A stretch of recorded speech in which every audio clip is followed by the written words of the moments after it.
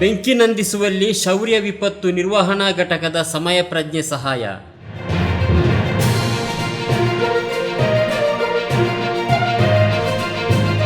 ಮಾನ್ಯ ಸಮೀಪದ ಕೊಲ್ಲಂಗಾನದಲ್ಲಿ ಇತ್ತೀಚೆಗೆ ಗುಡ್ಡಕ್ಕೆ ಆಕಸ್ಮಿಕವಾಗಿ ಬೆಂಕಿ ತಗುಲಿದ ಸಂದರ್ಭದಲ್ಲಿ ಶ್ರೀ ಕ್ಷೇತ್ರ ಧರ್ಮಸ್ಥಳ ಗ್ರಾಮಾಭಿವೃದ್ಧಿ ಯೋಜನೆಯ ಶೌರ್ಯ ವಿಪತ್ತು ನಿರ್ವಹಣಾ ಘಟಕ ತಕ್ಷಣ ಸ್ಥಳಕ್ಕಾಗಮಿಸಿ ಅಗ್ನಿಶಾಮಕ ದಳ ಸಿಬ್ಬಂದಿಗಳಿಗೆ ಸಹಾಯ ಮಾಡಿದರು.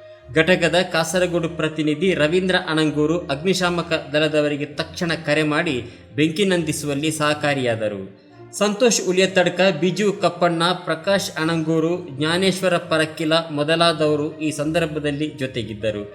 ಘಟಕದ ಈ ಸಮಯ ಪ್ರಜ್ಞೆ ಭಾರೀ ದೊಡ್ಡ ಅನಾಹುತವನ್ನು ತಪ್ಪಿಸುವಲ್ಲಿ ಸಹಕಾರಿಯಾಯಿತು.